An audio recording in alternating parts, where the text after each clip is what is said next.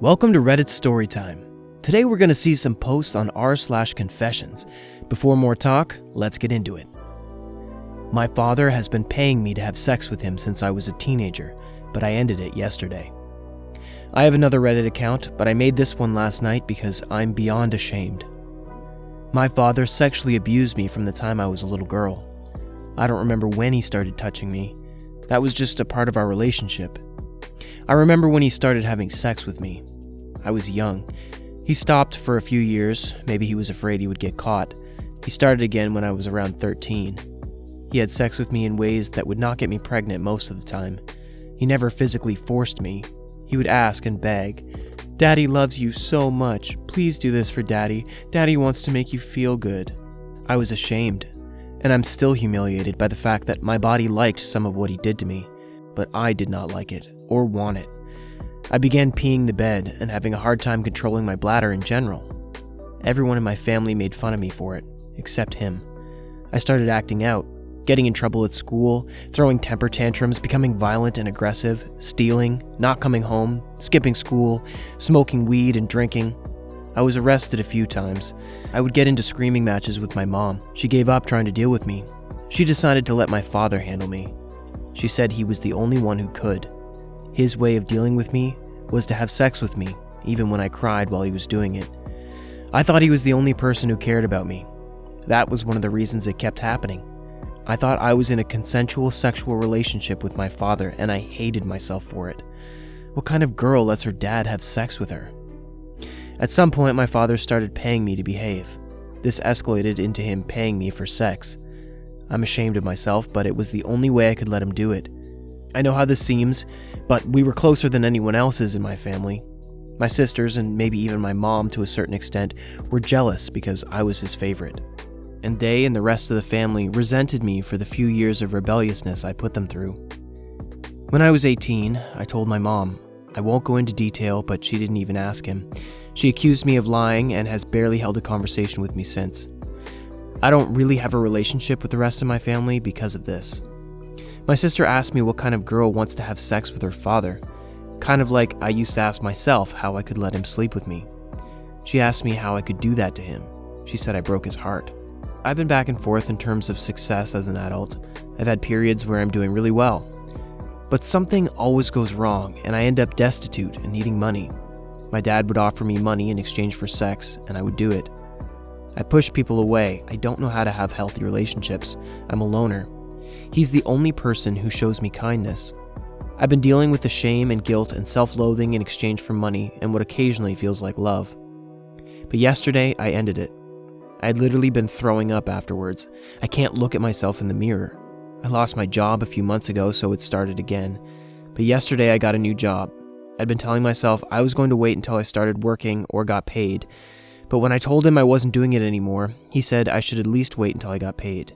He said he knew I didn't have any money, and that he would give me some just this time if I promised to come back until I got my first paycheck.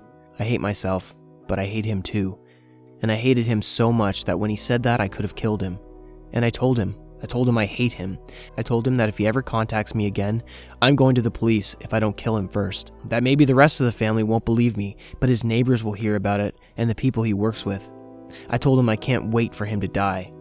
I don't know if I can actually press charges, but I just wanted it to stop. My mother texted me last night and told me that everyone is done with me. She asked me to please leave them alone. So I'm alone and broke, still humiliated and ashamed, but I'm done. I will never do that to myself again. I hate myself, but I cannot live with myself if I let him touch me again. I can't even write about this anymore. I'm so disgusted. My life is tolerable now that he's not in it. I'm disgusted with both of us, but at least I ended it. Our next post is about a parent who shares with us the reality of autism. Fuck everyone who says that autism is a gift. It's hell. Throwaway, since my main account is used to promote a podcast and a community, and I try to keep my personal life separate from my podcast life. My 4, soon-to-be 5-year-old son is diagnosed with moderate to severe autism. I guess, depending on the spectrum/scale/whatever you use, it would be ASD 2.5 or something similar. He's enrolled in a typical school day program. fortunately at the elementary school just down the street from us. And it's actually a good school. The 3 women who run the class that he's in are saints. I'm not. I can't stand that kid. I seriously can't. The hitting, biting, scratching, crashing down on me WWE style when I'm just trying to sit on the couch. The amount of cuts, bruises, and times he's injured me are getting to be too damn much. I get that he doesn't get that he's hurting other people.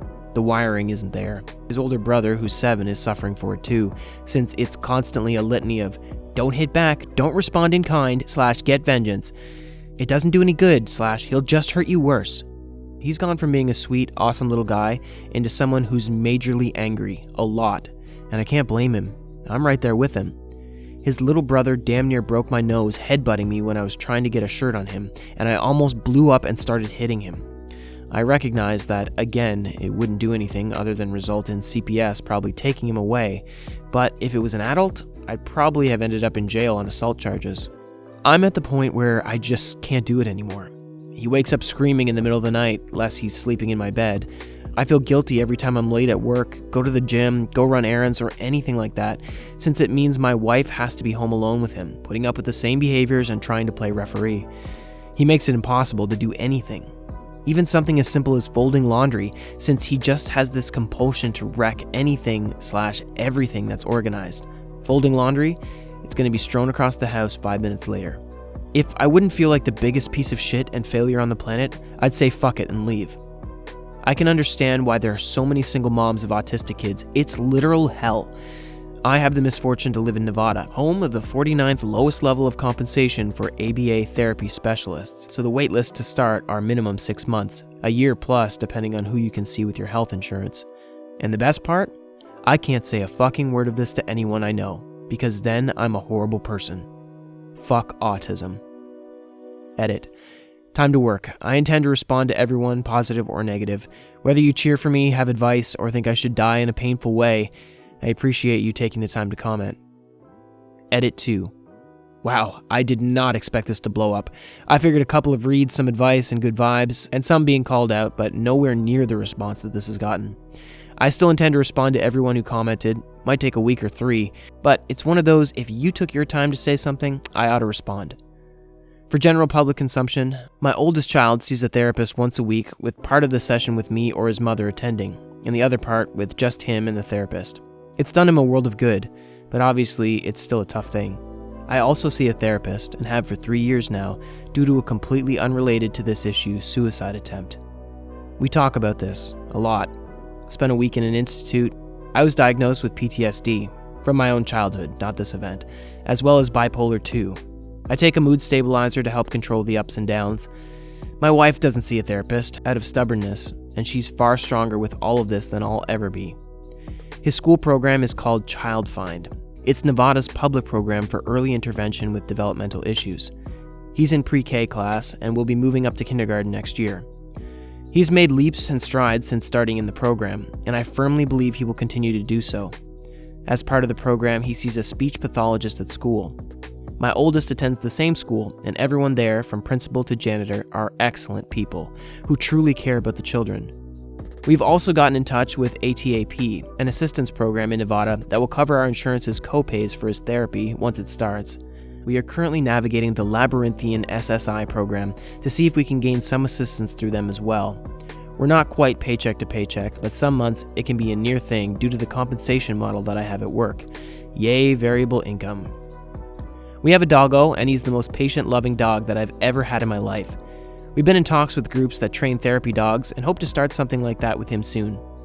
The autism is a gift thing stems from the various shows / media that like to portray autism as being a really, really smart guy with little to no social skills. Sheldon from Big Bang Theory, for example. Edit 3. Fucking hell. I didn't ever think this was going to hit the front page, let alone go the way it has. As for responding to everyone, well, I don't think I have enough time in the day, even if I devoted all of my non-work hours to it, and there's better uses for them. I get that the end, the fuck autism bit, is overly harsh, but it was how I was feeling at that particular time, that particular morning, so I'm not going to edit it to make myself look like a good guy, because I'm not. To the folks who have provided an outpouring of suggestions, experiences, support, and general well wishes, I appreciate it more than you know. I'm personally in a better place this morning than I was yesterday morning when I wrote this. To the people who think I'm literal human garbage, I understand. I feel that way a lot myself with the above thoughts that I have. To the people who've suggested CBD/marijuana and the like, we're going to be speaking to our pediatrician. IIRC, there's been one study done so far, with a lot of anecdotal evidence outside of that, so I'm a bit hesitant to go down that route without an idea of the potential long-term side effects. I'm open to medication if it will improve his quality of life. To the people with the less savory comments that suggest harming my son, I don't think anything really needs to be said. I hope you don't have to go through a situation like this yourselves. One further bit of information, he does have an IEP with his school. He does see an occupational therapist and speech pathologist through the school. We're going to look into getting an occupational therapist on our own as well, since so many of you have seen good results come from that. Thank you for watching. This was Reddit Storytime, and if you want more stories like these, make sure to check out our channel.